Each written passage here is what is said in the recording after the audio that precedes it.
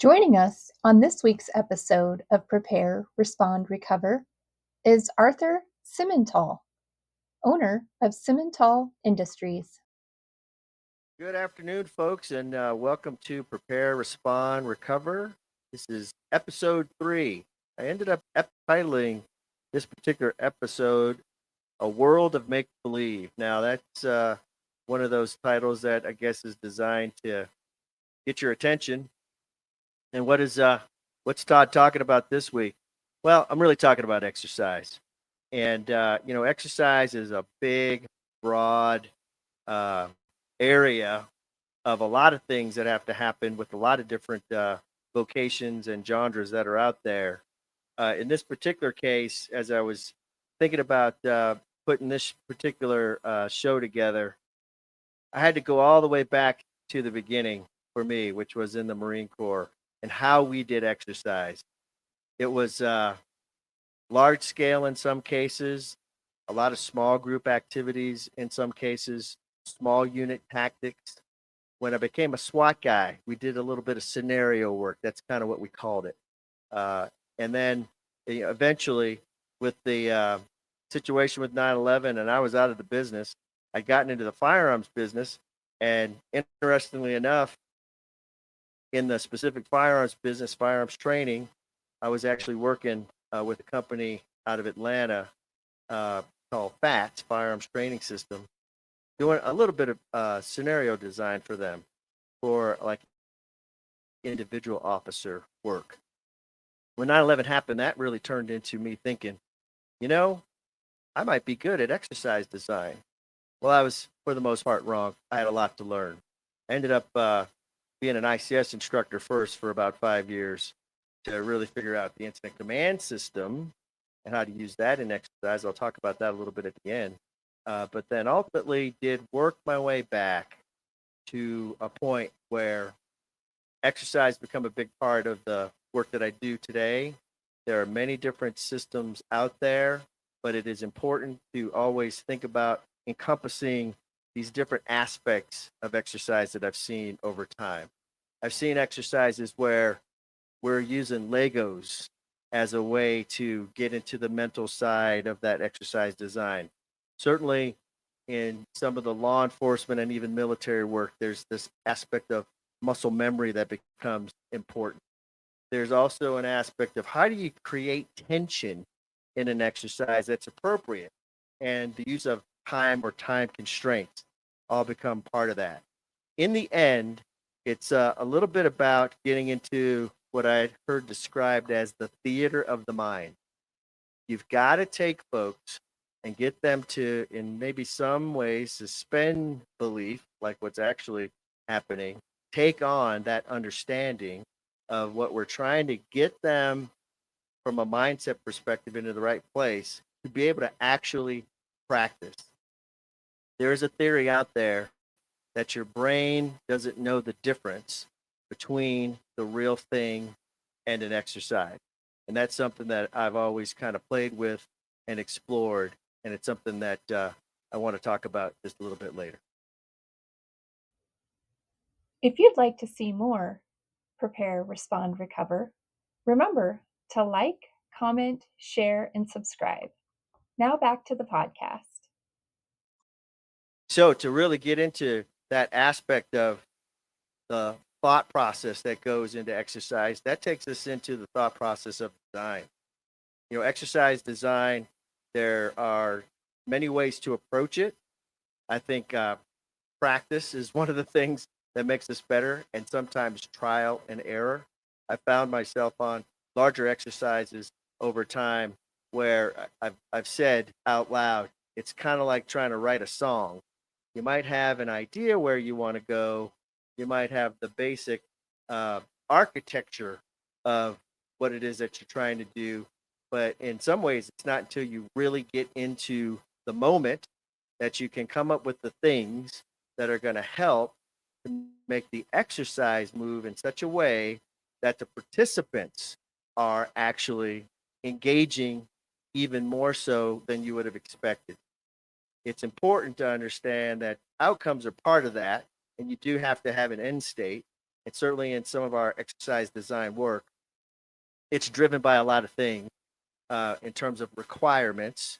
But ultimately, we want to find a happy medium, if you will, or that balance between what we wrote as a planning team for 6 months, and then what it is that we really see happening right there in front of us, and being able to take aspects of trying to understand what is that thought process of the exercise participant, what is that ultimate outcome that we're looking for, what can I insert or inject into the exercise at any given moment to get the appropriate reaction. Be sure to check out EMN Media Productions at emnmedia.com. So to tell that story, I'm going to bring in an expert. He's a fella that I've known a long time. Arthur, how long have we known each other? Easy 14, 15 years. Yeah, I was still an intern volunteering out of high school as well as in college. So give me the rest of that backstory. How did you get into emergency management? absolutely. So I actually got into emergency management right out of high school. I was invited to a tabletop exercise. It was a vigilant front exercise with the National Guard, where the National Guard was sponsoring these around the country. And I knew the city's emergency management director, then Brett Waters, and I was invited to go and be a runner and participate and get to observe and learn about emergency management. I loved it so much. I was like, what is this? How do I get into this? How do I do this? This is what I want to do for my career. And that experience, seeing everyone during that exercise, just kind of set the tone for me.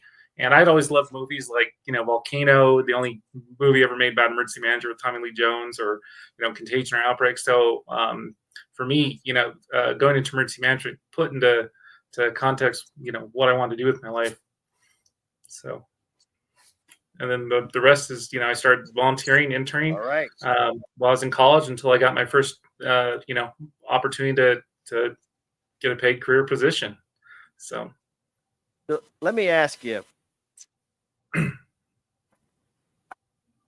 I hear the term wargaming. I've heard it for a long time.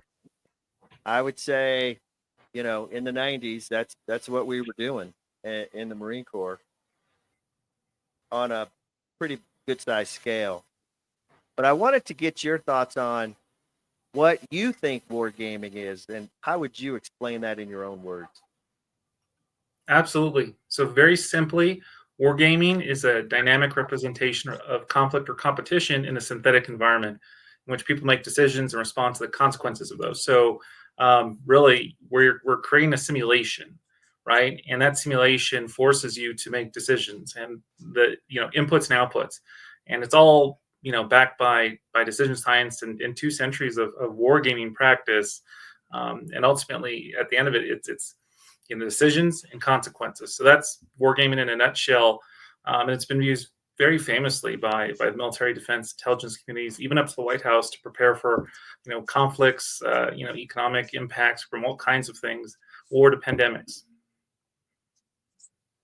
There you go.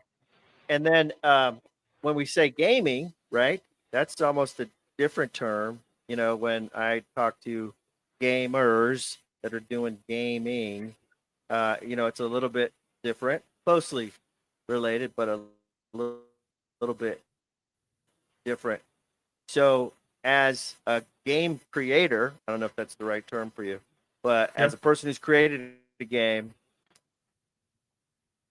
how does that play into your thought process when you're creating something that really is strategic? Yep. Absolutely. So I definitely call myself a game creator. I came up playing all kinds of mediums. There are different kinds of mediums that you can play games on. Traditionally, when you hear gamer, you think of video games, but there's also board games like the popular Dungeons and Dragons, which was also based on military style wargaming. So the civil recreational adaptation. But gaming comes in all shapes and sizes, whether it's board games, war games that are used, or professional serious gaming, as we call it, right? Like wargaming or disaster wargaming, to video games, computer games, simulations. sand tables, disaster cities. Those are all forms of gaming, just different mediums. The real cutting edge stuff is what we see with virtual reality. We're seeing, gaming consoles on console and PC, and even using artificial intelligence into game design. And I actually use artificial intelligence in some of my game design for imagery and artwork. So with that, gaming is not just like video games. It has a wide there's a wide spectrum of gaming. Now, wargaming, the traditional type of wargaming, and there is virtual or digital wargaming that's available now, actually. But the traditional wargaming that we know and that a lot of folks know and love is board games, right? So you basically take a war game, it's map based, or there's different types of war games, and you use that board game format, that analog format, because it's economical, it's scalable, and it's something that just about most folks have played a board game at some point in their lives, and they understand the basic rules and the environment you can create within a board game. So it's a built framework that you have to work from. You want to talk about your game that you've recently designed? Absolutely. So with that, I set out to come up with a better way to do tabletop exercises than the current practice. There's a wide spectrum of quality for tabletop exercises. I'd been to ones that were held by companies paid exorbitant amounts of money, defense contractors, that were holding exercises that people walked out of, literally, for like the Department of Energy and National Nuclear Security Administration, because poor design, poor practice for how tabletops are being incorporated into things like artificialities, right? Uncertainty, those kinds of things we never really drill down into when we get into practice. So with that, I wanted to create a medium, a way we could have a more immersive, engaging, and authentic experience that captures all those things. So this is my game. Basically, it's an exercise in a box or a series. So it's called Emergency Operations Center, and this one in particular is Wildfire Mayhem. So it's based on a real life disaster, wildfire, the Waldo Canyon fire here in Colorado Springs, Colorado, back in 2012. So, and I do that because what I do is I tie the events to a historical event to show this is a real life experience, an incident that's happened. It's not fictitious. Every game in my series is tailored to a jurisdiction or community in a realistic event, because again, from the start, I'm trying to have that authentic, immersive experience. So with that, a lot of people fight scenarios when we have tabletops or even full-scale exercises because they say this would never happen. So the goal is to develop a tabletop exercise using the wargaming format, that professional military adaptation that I've developed for this, that captures those uncertainties and artificiality in an authentic, realistic way. So what does that mean? Basically, I've got a game that has these mechanics and frameworks in place to capture things that we don't normally get into exercises, or if we do, it's done very poorly. So things like no operation is guaranteed success because there's a whole dice probability mechanics system behind it. There's a card deck which is basically 152 custom tailored injects throughout the disaster cycle. Wargaming basically has distilled those systems we use, ICS, NIMS, emergency management, into a simple framework that can be gamed and played and my game is map based. It's tailored to a community, and they're customizable to where they can be tailored to a specific facility, a county, multiple counties, or even state or multi-state games I've even able to do. With that, these games force you to play through the realities that we often don't get into real traditional tabletop exercises. Like, a lot of times you can see the badges. I joke the badges of the first responders. The chiefs will say, okay, we give them a scenario update. Here's the inject. This is the prompt. And they'll just, wave away the prompt, say, oh, we'll just call mutual aid. We'll just call up a task force of mutual aid or 3 strike teams. Well, have you ever actually had to do that? Do you know the manpower, the logistics, the resource, the phone calls, all the stuff you have to do to pull that together?